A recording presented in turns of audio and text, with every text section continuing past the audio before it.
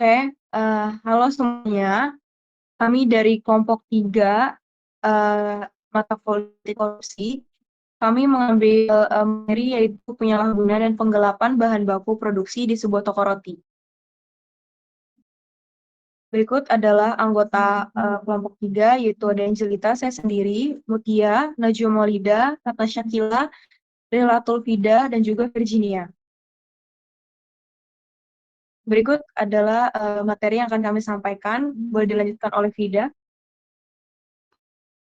Selanjutnya yaitu apa bentuk korupsinya, yaitu penggelapan bahan baku oleh tim Choko dan Web Choko Compound.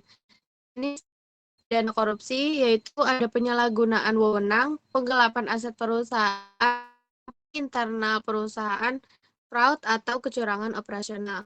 Peraturan yang dilanggar ada SOP pengambilan stok gudang, aturan inventaris perusahaan, etika kerja dan integritas pegawai, prinsip transparansi dan akuntabilitas. Nilai etik integritas yang dilanggar yaitu ada kejujuran, tanggung jawab, disiplin, amanah, dan profesionalisme. Yang selanjutnya yaitu ada how atau bagaimana sih kronologinya.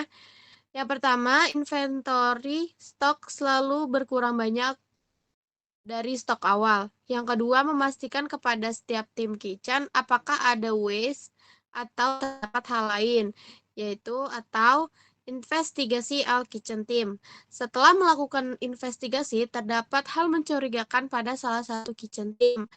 Selanjutnya, melakukan investigasi ulang terhadap orang tersebut yang melakukan penggelapan bahan baku. Yang kelima, melaporkan kepada atasan yang bertugas di toko atau MOD. Dan yang terakhir, membuka CCTV sebagai bukti tambahan. Oke, selanjutnya itu ada where, yaitu di mana kasus ini terjadi, ada di area produksi toko, ruang penyimpanan stok, yang di mana milk toast, house gancip. Selanjutnya ada di when, kapan ini terjadi, yaitu pada bulan Maret sampai April 2026. Nah, biasanya dilakukan saat pegawai lain tidak berada di area kitchen dan gudang. Terus saat pergantian shift.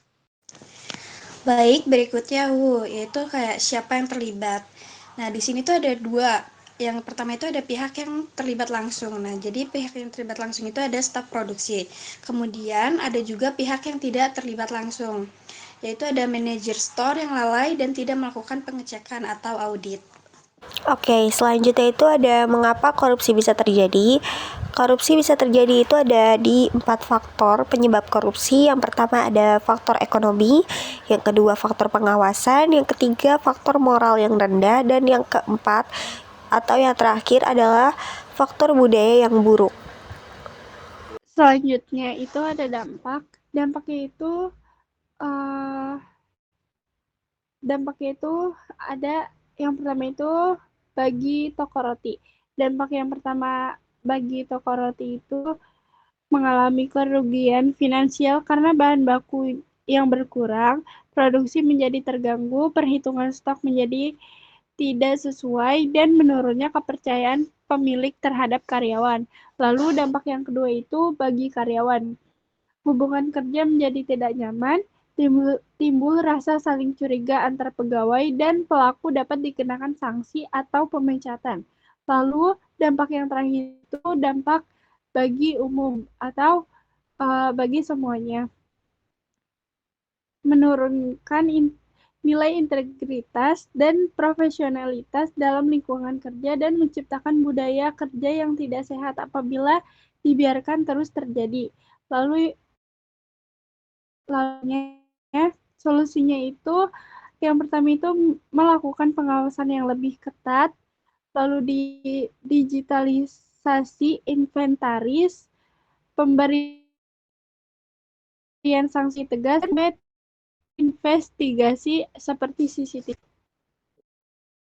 Baik, di sini ada NG Drive yang berisi video interogasi dari pihak pelaku maupun korban yang sudah disetujui.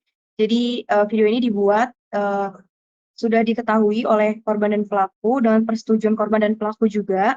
Jadi tidak ada persembunyian apapun, dan Hal ini sudah diketahui oleh atasan yang bertugas dan sudah disampaikan dalam briefing harian kami, dan itu sudah menjadi nilai utama kami setiap briefing supaya tidak terjadi lagi hal tersebut.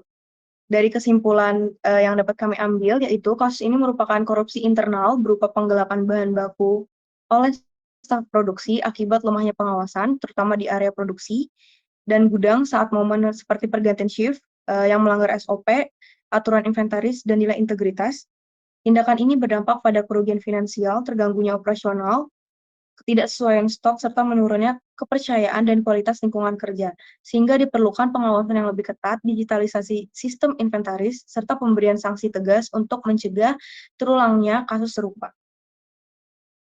Sekian presentasi dari kelompok kami, kurang lebihnya mohon dimaafkan. Terima kasih.